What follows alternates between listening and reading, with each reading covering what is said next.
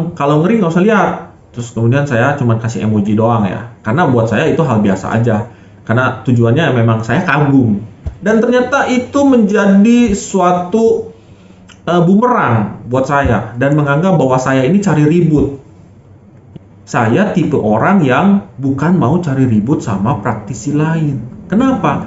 Karena saya lihat saya ini masih banyak kekurangan. Toh kalau misalkan saya memang salah membalas komentar Anda, saya sudah minta maaf di awal. Saya bilang, ya saya salah lihat karena saya tidak baca kalimat belakangnya. Wing Chun, Yin Man.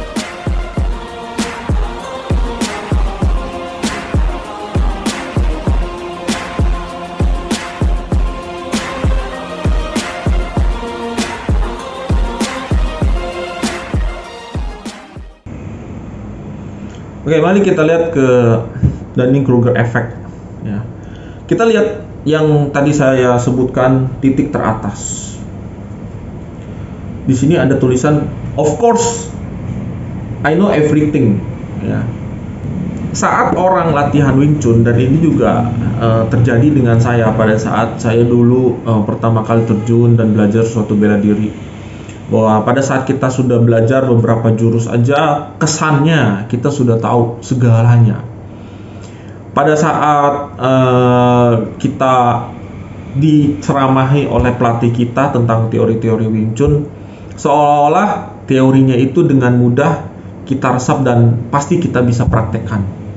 Ya, bener nggak begitu teman-teman? Ya, jadi kita udah muncul kepercayaan diri kita sendiri gitu. Wah, gua pede banget nih. Gua udah belajar Wing Chun. Wah, pasti Wing Chun ini bisa dipakai dan lain sebagainya. Padahal mungkin ada orang yang mungkin baru belajar Siu Lim Tao doang. Muncul pada saat kita merasa kita percaya diri banget terhadap suatu keilmuan, ya kan? Sama terjadi juga sama saya dulu. Ya, waktu saya mulai aktif di perguruan, kemudian saya terjun di dunia kaskus, ya, dimana saya bantuin almarhum guru saya waktu itu menjawab pertanyaan-pertanyaan dari teman-teman yang bertanya di dalam kaskus tersebut, sampai akhirnya saya ketemu seorang senior praktisi bela diri Wing Chun dan dia bertanya dan menjawab pertanyaan opini-opini saya yang ada di sana. Statement-statement saya sama dia ditanyain satu-satu seolah-olah dia nggak tahu apa-apa. Nah, dan saya dengan percaya diri memberikan jawaban-jawaban yang menurut saya bahwa ini teori-teori yang dikasih sama almarhum, ya, dan juga itu adalah opini saya pribadi yang saya juga nggak tahu bahwa opini itu sebenarnya benar atau salah. Tetapi karena saya waktu itu percaya diri, tetapi kompetensi saya, keahlian saya itu waktu itu masih minim, ya kan? Saya waktu itu join di perguruan Wing Chun Harmoni Indonesia kan sebelumnya pernah latihan Wing Chun, tetapi secara otodidak, dan itu yang membuat confidence-nya muncul. Tetapi sebenarnya kompetensi dalam diri saya itu tidak sebagus dengan apa yang saya teorikan di dalam komentar-komentar yang ada di dalam kaskus tersebut yang saya tulis, ya. Ini banyak terjadi kok, ya kan? Di dunia nyata juga banyak kejadian seperti ini, ya kan?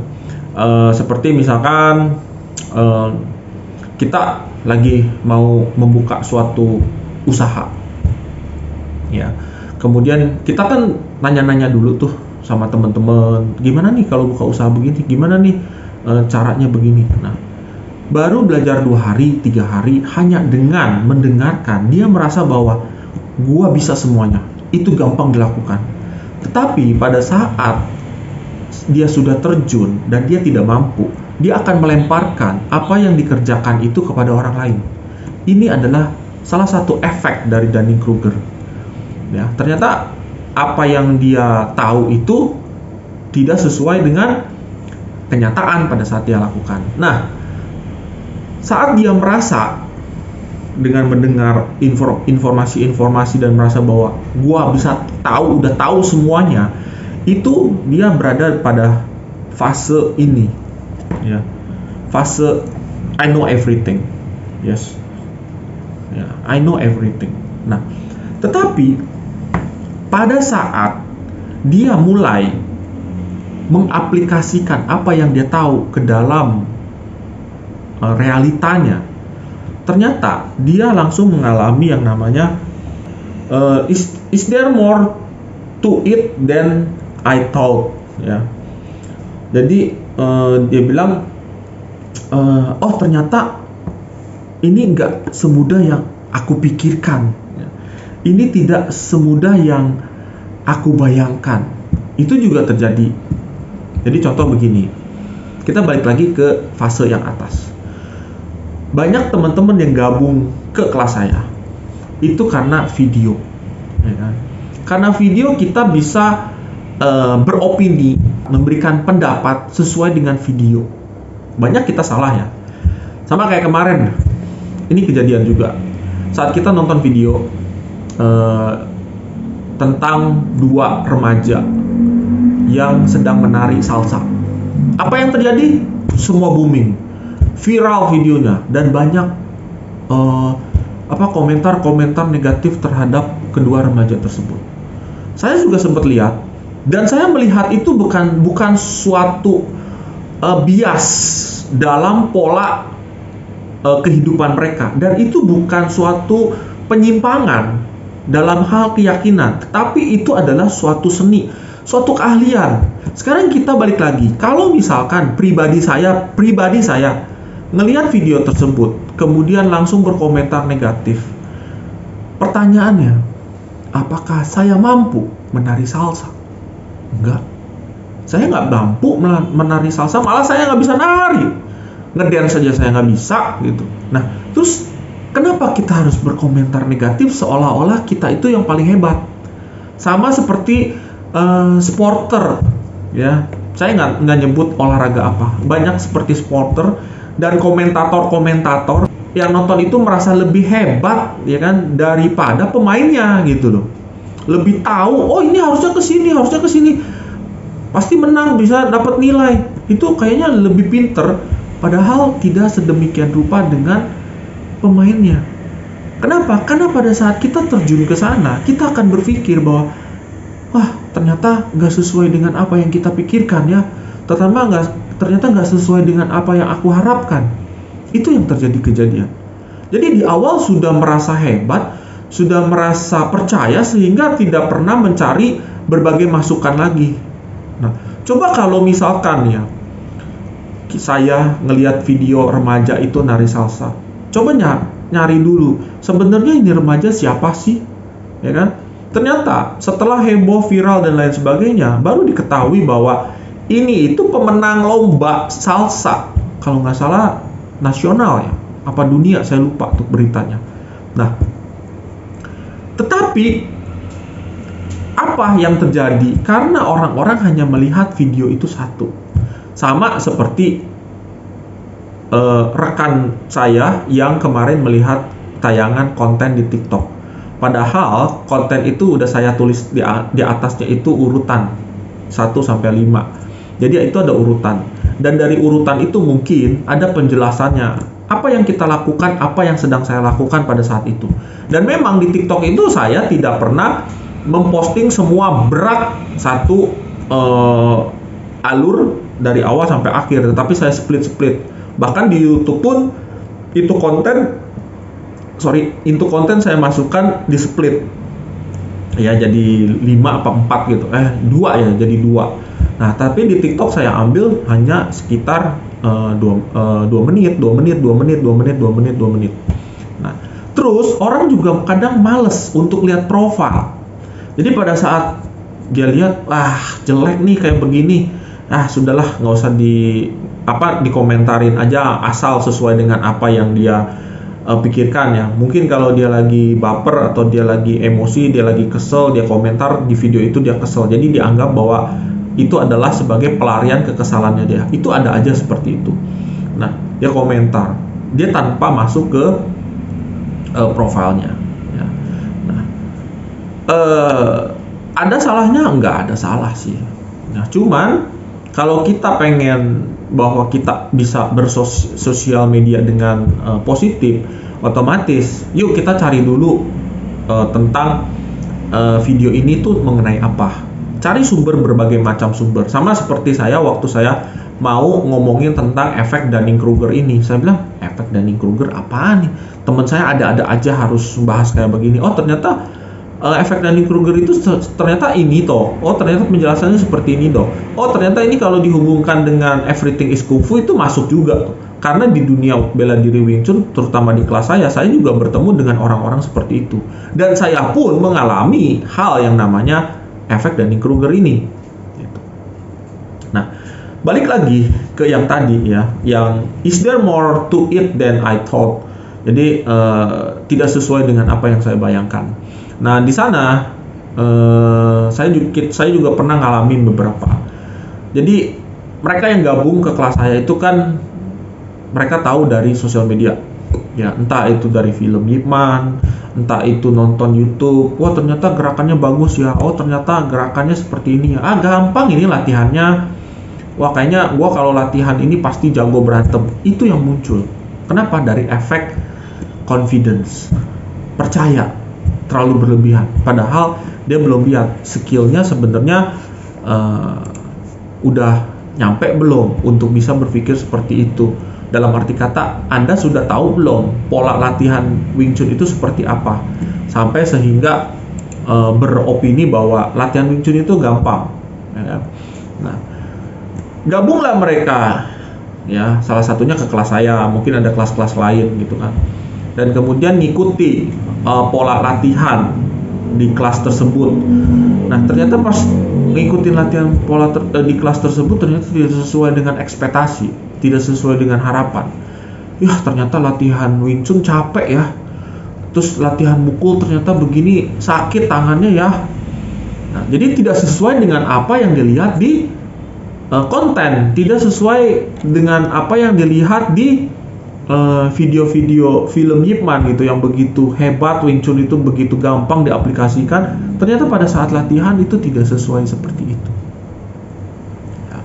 Bahkan ada orang yang melihat, wah ternyata mukulnya Wing Chun tuh seperti ini, gampang banget. Ternyata pas latihan, aduh tanganku sakit-sakit, aduh bahuku pegel-pegel dan lain sebagainya. Nah, karena alasan-alasan seperti itu akhirnya mereka mundur pelan-pelan, ya, dengan alasan kerja lah, dengan alasan belajar lah, atau bahkan ada yang mutaber, ya, mundur tanpa kabar berita.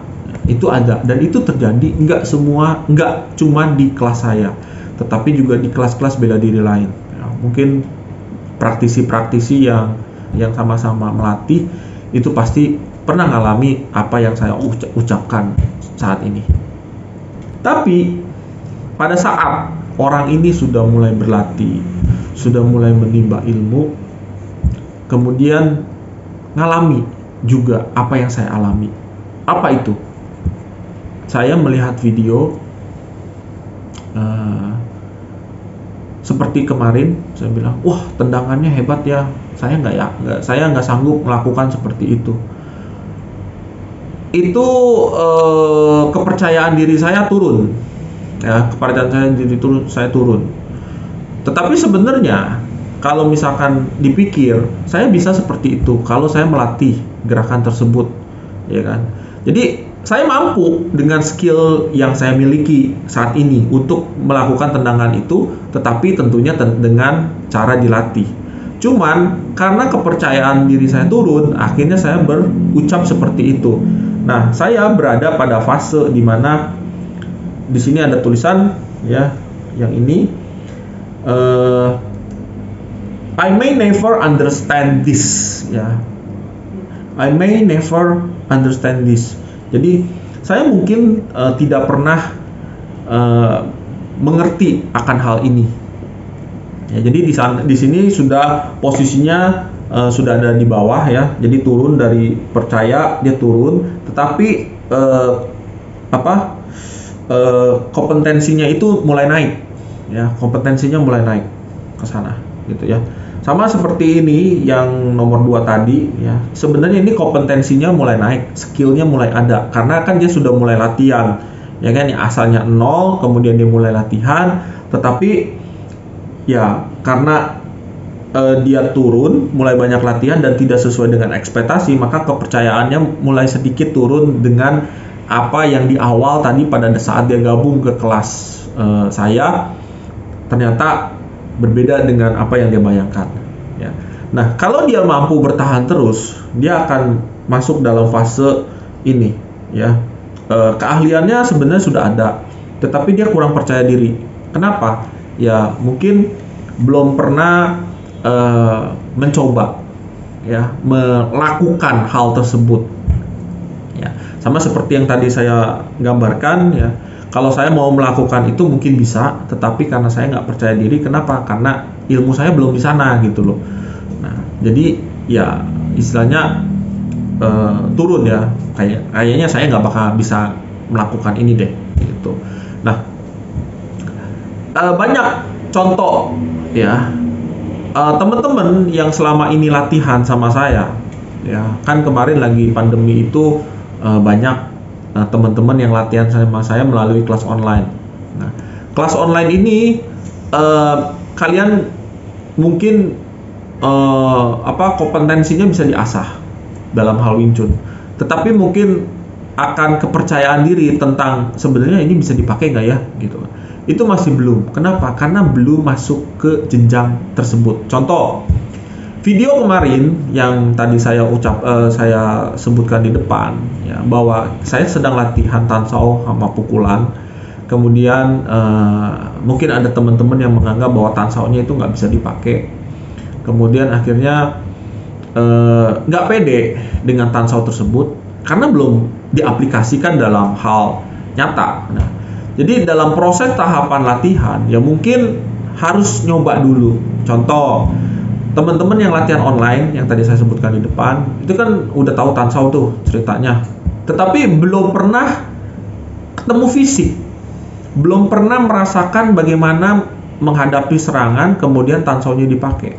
Dan kebanyakan kita nggak ngomongin sparring dulu, kita masuk dulu ke pola drill latihan. Nah, teman-teman yang latihan mandiri ya melalui online kan sendiri tuh, nggak ada temen sama sekali kan, terus tiba-tiba ketemu temen ya, dan akhirnya dia bingung dengan tansau yang selama ini dia latih. Kenapa? Karena selama ini merasa bahwa tansau dia udah lakukan dengan benar, tetapi pada saat aplikasi dia terpancing dengan intimidasi yang diberikan oleh orang, ya kan. Nah, dia harus mengejas lagi kan latihannya kan, yaitu dengan sering-sering latihan drill, seperti tayangan postingan video yang beberapa hari lalu saya upload di YouTube maupun di TikTok. Nah, dari situ latihannya nanti merasa sudah confidence, artinya sudah percaya bahwa tansau yang dilakukan sendiri waktu drill ini sudah bisa dipakai. Kemudian masuklah ke semi sparring partner. Jadi sparringnya masih semi dulu nih, masih diatur, temannya mukul, kita nangkis, kemudian kita respon dan lain sebagainya. Nah, itu akan berubah lagi confidence-nya. Confidence yang tadi dua awal di depan itu akan berubah lagi. Kenapa? Karena latihannya beda nih. Intimidasi orang itu lain lagi. Nah, makanya muncul lagi tuh video saya yang kemarin yang saya berikan judul Everything is Kung Fu. Ya, karena di sana sudah beda lagi feel bagaimana kita bereaksi, feel bagaimana kita mengaplikasikan tansau, feel bagaimana kita mengaplikasikan paksau, feel bagaimana kita merespon pukulan dan lain sebagainya. Itu berubah lagi. Nah, kemudian dari situ masuk lagi ke tahapan sparring, di mana tahapan sparring ini ya bebas gitu kan, dan itu akan berubah lagi confidence-nya, dan itu harus dilatih lagi ya. Baru masuk ke jalanan atau realita, bagaimana cara kita mengaplikasikannya ke sana. Nah, sekarang problemnya ya kan, saya nggak bisa bikin video lagi berantem. Misalkan saya ribut sama preman, nggak mungkin dong pas saya lagi mau ribut terus tiba-tiba saya manggil misalkan tukang gorengan, mas sini tolong pegangin kamera saya rekam ya, saya mau berantem dulu nih sama si mas ini nih gitu. Kan nggak ada istilah kayak begitu. Yang nanti ngerekam itu kan orang lain. Itu pun pas saya berantem, Kalau ada yang ngerekam, kalau nggak ada yang ngerekam, bagaimana saya mau menunjukkan teknik tansau yang dipakai dalam hal realita? Kan nggak bisa, ya kan? Jadi logikanya kan di sana, gitu. Bukannya nggak mau nunjukin, tapi kita lihat dulu konteks latihannya seperti apa.